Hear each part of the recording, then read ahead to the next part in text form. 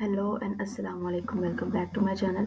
आज का हमारा टॉपिक है chapter 14 work from the section of causes of happiness from the conquest of happiness written by Bertrand Russell. So हम start करते हैं चैप्टर को। सबसे पहले वो कहता है कि most of the work that most people have to do is not in itself interesting but even such work has certain great advantages. वो कहता है लोग जो बहुत सारे लोग हैं, मेजोरिटी ऑफ द पीपल जो वो काम करते हैं वो सिर्फ इसलिए नहीं करते कि ये इंटरेस्टिंग है, बट उससे उनके कोई फ़ायदे होते हैं जो वो उस चीज़ से उस काम से हासिल करते हैं। To begin with, it fills a good many hours of the day without the need of deciding what one shall do। कहता है सबसे बड़ा फ़ायदा तो ये है कि एक बंदे के जो दिन का जो घंटे होते हैं 24 घंटे, उनमें से काफ़ी ज़्यादा घंटे जो होते हैं वो फिल हो जाते हैं किसी काम से, और उनको ये मेहनत नहीं करनी करनी पड़ती कि अब हमें क्या काम करना चाहिए और क्या नहीं करना चाहिए।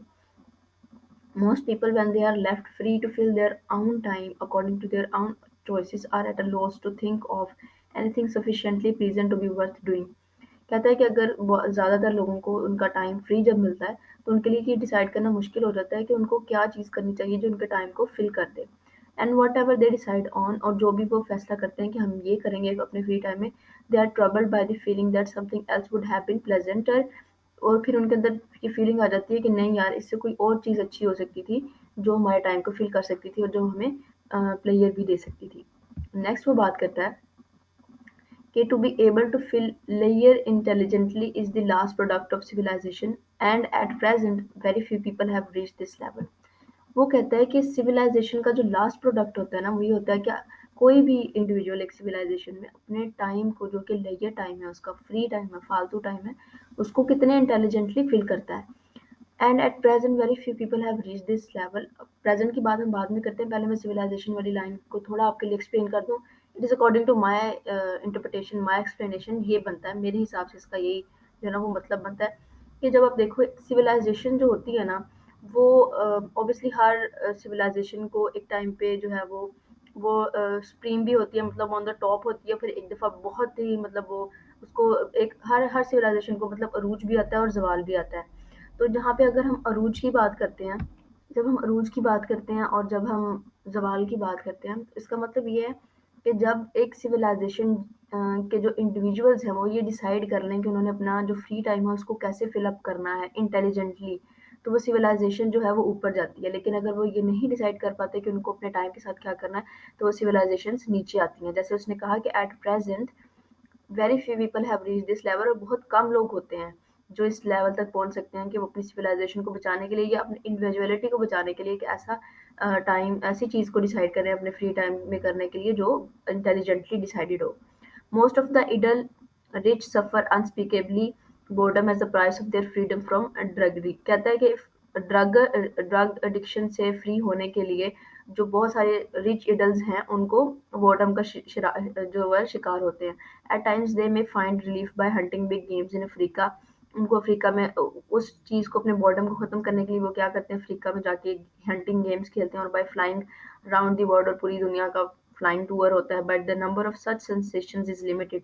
लेकिन ये चीज़ें आपको एक मतलब मखसूस खुशियाँ दे सकती हैं बस, specially after youth is past. और अगर तो आपकी जवानी गुजर गई है तो फिर ये चीज़ें भी आपके कोई काम नहीं आती। Accordingly the most intelligent rich man work nearly as hard as if they were poor. कहता है कि जो बहुत ज़्यादा समझदार लोग होते हैं, समझदार अमीर लोग, he use the word intelligent rich man, कि वो उतना काम करते हैं जितना कि अगर वो पुअर होते उतना वो करते।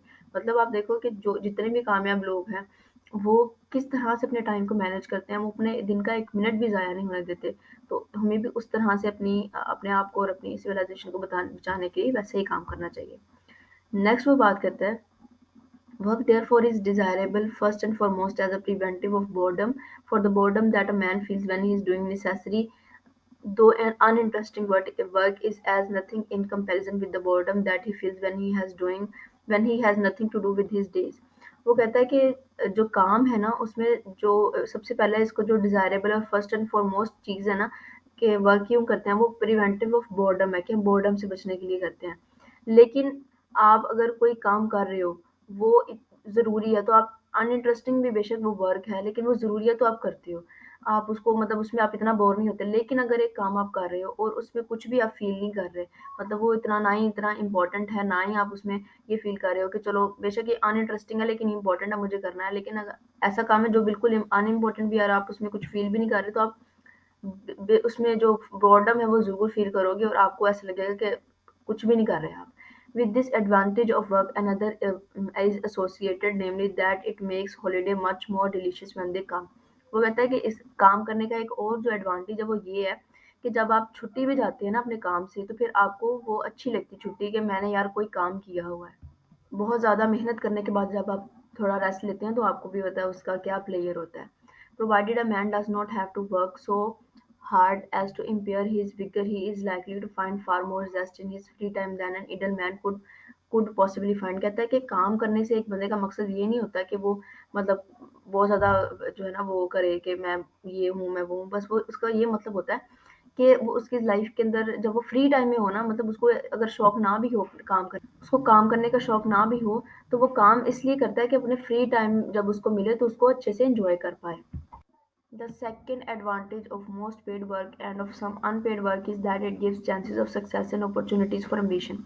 कहता है कि जो सेकंड एडवांटेज है, बेशक वो पेड वर्क हो या अनपेड वर्क हो, उसका ये एडवांटेज एडवांटेज होता है कि वो आपको सक्सेस और आपके एम्बिशन की तरफ चांसेस और अपॉर्चुनिटीज देता है। फॉर एग्जांपल लोग इंटर्नशिप्स करते हैं, वो बाज़ अनपेड होती हैं, बाज़ पेड होती हैं।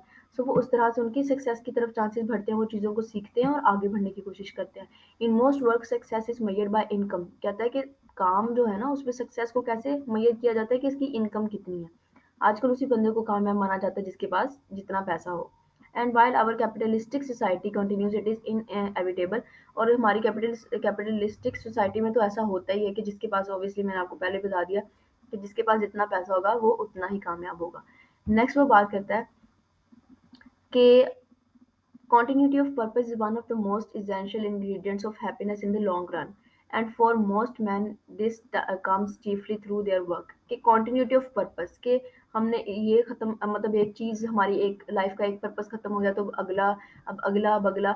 तो वो इस तरह से कहता है कि ये लॉन्ग रन में आपको हैप्पीनेस देता है और बहुत सारे लोगों के लिए काम करने का मकसद ही सिर्फ यही होता है कि continuity of purpose रहे उनकी लाइफ में। In this respect, those women whose lives are occupied with housework are much less fortunate than men. And वो कहता है कि अब औरतों की लाइफ में जो डोमेस्टिक सर्विस देती हैं, मतलब घर पे रहती हैं, सिर्फ हाउस वर्क करती हैं, वो थोड़ी सी लेस फॉर्चुनेट है मैन से, क्योंकि उनके पास ऐसी कंटिन्यूटी ऑफ पर्पस नहीं होता। और then women who work outside the home, और उन लोगों और वो उन औरतों से भी थोड़ी लेस फॉर्चुनेट है जो कि बाहर काम करती हैं। The domesticated wife does not receive wages, have has no means of bettering herself. उसके पास जो है वो वेज नहीं रिसीव करती, यानी पेमेंट नहीं मिलती उसको, उस चीज़ की भी वो खुशी को हासिल नहीं कर सकती। फिर वो बेटरिंग हरसेल्फ, उसको खुद को इम्प्रूव नहीं करना पड़ता। Is taken for granted by her husband, और वो अपने हस्बैंड उसको मतलब फॉर ग्रांटेड लेता है। And is valued by him not for her house work but for quite other qualities, और उसको उसके घर के काम करने से की वजह से उसको कभी भी वैल्यू नहीं मिलती, बस उसकी कुछ और आदात की वजह से मिलती है। नेक्स्ट वो बात करता है two chief elements make work interesting. दो ऐसे चीफ एलिमेंट्स जो कि काम को इंटरेस्टिंग बनाते हैं। First the exercise of skill and second construction. पहला, एक जो आपके पास स्किल है उसकी एक्सरसाइज करना, यानी उसको प्रैक्टिस करना है। एंड सेकंड, कंस्ट्रक्शन, किसी चीज़ को बनाना। Every man who has acquired some unusual skill enjoys exercising it until it has become a matter of course, or until he can no longer improve himself. वो कहता है कि हर बंदा, एक बंदा जिसके पास की अनयूजुअल स्किल्स हैं, वो उसको प्रैक्टिस करता है और वो उसको खुशी देती है अंटिल जब तक कि वो उस चीज़ को उसमें ज़्यादा इंप्रूव नहीं कर पा रहा। मतलब एक बंदा लगा हुआ है लेकिन उस चीज़ को इम्प्रूव नहीं कर पाता तो वो उस चीज़ को छोड़ देता है, लेकिन अगर उस चीज़ को इम्प्रूव करता है तो उसको उस चीज़ की एक्सरसाइज करना अच्छा लगता है। This motive to activity begins in early childhood. कहता है इस ये जो काम होता है ये बचपन से शुरू हो जाता है। फॉर एग्जांपल बाज़ लोग अपने बच्चों को बचपन से कराटे या कुछ इस तरह की चीज़ें सिखाते हैं, तो वो बचपन से उस चीज़ को करते हैं। A boy who can stand on his head becomes reluctant to stand on his feet. कि जो बच्चा बचपन से ही अपने सर पे, मतलब वो इस तरह से जो है वो चीज़ें करता है, तो क्लिस्थेनिक्स करता है या कुछ ऐसी चीज़ें करता है कि वो अपने सर पे खड़ा हो जाता है, तो वो उसको उसके पैरों पे खड़ा होना अच्छा नहीं लगेगा। A great deal of work gives the same pleasure that is to be derived from game of skills। कि a great deal of जो वर्क होता है ना वो भी आपको प्लेजर देता है, जो कि आप गेम ऑफ स्किल से ड्राइव कर सकते हो। उसके बाद वो बात करता है कि वी में distinguish construction from construction by the following criterion, कि हम कंस्ट्रक्शन को डीकंस्ट्रक्शन से इस तरह से डिफर कर सकते हैं। कैसे, अब वो आगे बताएगा कि in construction the initial stages of affairs is comparatively hazard while the final state of affairs embodies a purpose। कि जब शुरू में आप किसी चीज़ की कंस्ट्रक्शन कर रहे होते हैं ना, तो आपको समझ नहीं आ रही होती, मतलब चीज़ें बड़ी बिखरी होती हैं, लेकिन फाइनल स्टेज में चीज़ें एक पर्पस की तरफ जाती हैं। लेकिन इन destruction the reverse is the case, के रिवर्स होता है। डिस्ट्रक्शन में क्या होता है, the initial stage of affairs embodies a purpose while the final state of affairs is hazard, and that is to say that all is intended by a destroyer is to produce a state of affairs which does not embody a certain purpose। वो कहता है कि destruction में जो case होता है ना, वो उल्टा होता है कि इनिशियल स्टेज में आपके पास एक पर्पस होता है कि आपने इस चीज़ को खत्म करके एक नई चीज़ बनानी है, लेकिन जब आप वो नई चीज़ बनाते हैं ऑब्वियसली फिर उसमें कन्फ्यूजन होती है। और कहता है that is to say all that is intended by the destroyer is to produce a state of affairs which does not embodied a purpose. के डिस्ट्रक्शन में क्या होता है कि आप डिस्ट्रॉयर एक ऐसी चीज़ को प्रोड्यूस करने चाहता है जिसमें कोई पर्पस नहीं होता। अच्छा, उसके बाद वो बात करता है कि destruction is of course necessary very often as a preliminary to subsequent construction, कि destruction is important for construction ना। In that case, it is a part of a whole which is constructive, but not frequently a man will engage in activities of which the purpose is destructive without regard to any construction that may come after। वो कहता है, अच्छा यहाँ पे destruction construction का मतलब building की construction इस तरह की नहीं है।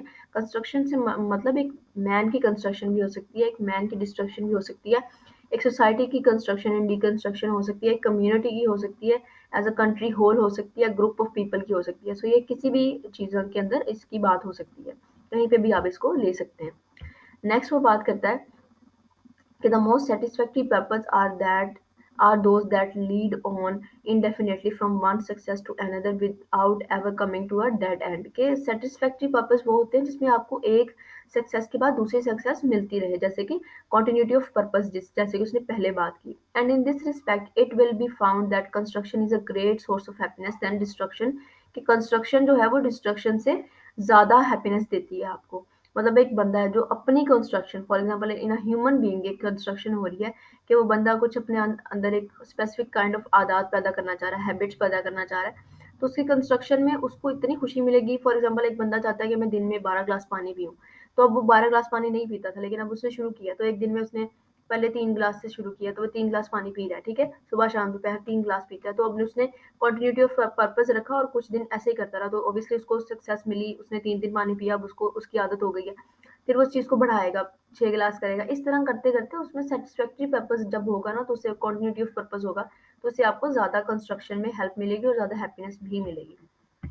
नेक्स्ट वो बात करता है कि the criterion of an organisation में be a work of supreme importance, कि एक ऑर्गेनाइजेशन बनाने की जो कंस्ट्रक्शन है, क्रिएशन है, वो एक बहुत इंपॉर्टेंट काम है। So it is the work of those few statesmen who have devoted their lives to producing order out of chaos, for whom linen is the supreme topic in our days। वो linen की example देता है कि एक statesman के लिए out of chaos एक order वाला जो है ना, वो कंट्री या कुछ भी ऐसी ऑर्गेनाइजेशन बनाना एक बड़ा सुप्रीम काम है।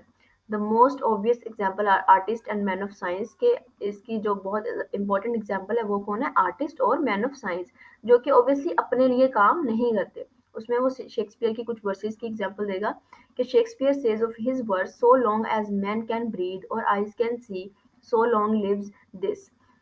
एंड इट, अब वो उसकी आगे इंटरप्रिटेशन में आपको बताऊंगी कि ये क्या कहना चाह रहा है इसमें, कि and it can not be doubted that the thought consoled him for misfortune. In his sonnets, he maintained that the thought of his friend reconciled him to life. But I cannot help suspecting that the sonnets he wrote to his friend were even more effective for this purpose than the friend himself। वो कहता है great artists and great men of science do work which in itself delightful while they are doing it. It secures them the respect of those whose respect is worth having, which gives them the most fundamental kind of power, namely power over men's thought and feelings. They also have the most solid reason for thinking well of themselves. This combination of fortunate circumstances out one would think to be enough to make an any man happy. वो कहता है कि जब आप कोई भी काम करते हैं ना, उसमें शेक्सपियर की भी एग्जांपल देता है, उसके फ्रेंड की भी, कि वो काम जो खुद कर रहे हैं, लेकिन उससे दूसरों को, सोसाइटी को भी फ़ायदा हो रहा है, जैसे आर्टिस्ट है, मैन ऑफ साइंस है, उससे सोसाइटी को भी फ़ायदा होता है। लेकिन उससे आपको भी एक सेंस ऑफ डिलाइट मिले कि मैंने ये काम किया, लोग मुझे इज़्ज़त देंगे, इसकी वज़ह से मेरे पास पावर होगी, वो चीज़ भी बहुत इम्पोर्टेंट होती है। उसके लिए उसके बारे में ये बात करते हैं। नेक्स्ट वो क्या कहता है, one of the causes of unhappiness among intellectuals in the present day is that so many of them, especially those whose skill is literary, find no opportunity for the independent exercise of their talent but have to hire themselves out to rich corporations. कहता है कि unhappiness का शिकार intellectuals के अंदर क्या है कि आज के दौर में जिनके पास लिटरेरी स्किल्स है, मतलब anything related to studies, books, इस तरह की चीज़ें, उनके पास कोई अपॉर्चुनिटी ही नहीं है कि अपने आप को इंडिपेंडेंटली वो एक्सरसाइज कर सके अपने टैलेंट को। तो उनको क्या करना पड़ता है, खुद को रिच कॉर्पोरेशंस को के ज़रिए खुद को हायर करवाना पड़ता है।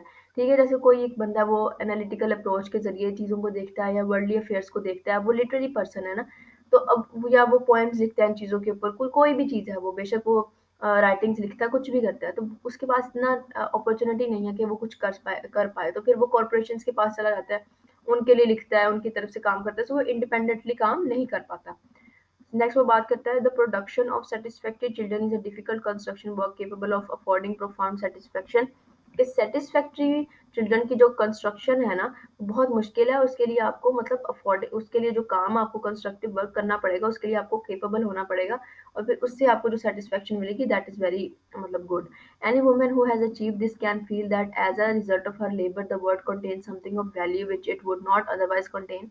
कि अगर एक औरत के बच्चे सेटिस्फैक्ट्री, उसके मुताबिक सेटिस्फैक्ट्री, सोसाइटी के मुताबिक सेटिस्फैक्ट्री चिल्ड्रंस हैं और जो उसको सेटिस्फैक्शन देते हैं, तो उसके लिए दुनिया की जो उसने काम किया होता है अपने बच्चों को इस तरह के बनाने के लिए, उससे उससे बढ़कर और कोई चीज़ नहीं होती दुनिया में। नेक्स्ट वो बात करता है, the habit of viewing life as a whole in an essential part both of wisdom and of true morality is one of the things which ought to be encouraged in education. Consistent purpose is not enough to make life happy, but it is an almost indispensable condition of a happy life, and consistent purpose embodies itself mainly in work। कि आपको जो life के अंदर as a whole अगर आप देखें कि habit of viewing life कैसी होनी चाहिए, वो दो पार्ट होने चाहिए कि एक तो आपके अंदर विजडम होना चाहिए, दूसरी मोरालिटी होनी चाहिए। फिर आपको यही चीज़ें जो है वो एजुकेशन के अंदर भी लेके आनी चाहिए, इनकरेज करनी चाहिए। और कंसिस्टेंट पर्पस जो होता है ना वो लाइफ के अंदर वही इंपॉर्टेंट नहीं होता है एक हैप्पी लाइफ के अंदर, बल्कि जो काम के अंदर जो कंसिस्टेंट वर्क पर्पस है, जो कि आपको थोड़ी सक्सेस के बाद जो है वो आपको प्लेयर देता है, दैट इज़ वेरी इंपॉर्टेंट। तो ये उसने वर्क के ज़रिए समझाया कि आपको कैसे कॉज़ ऑफ हैप्पीनेस वर्क हो सकता है, आपको किन चीज़ों को अवॉइड करना है और किन चीज़ों को अपनी लाइफ के अंदर लेके आना है। So thank you so much for watching the video. Please subscribe the channel and like the video.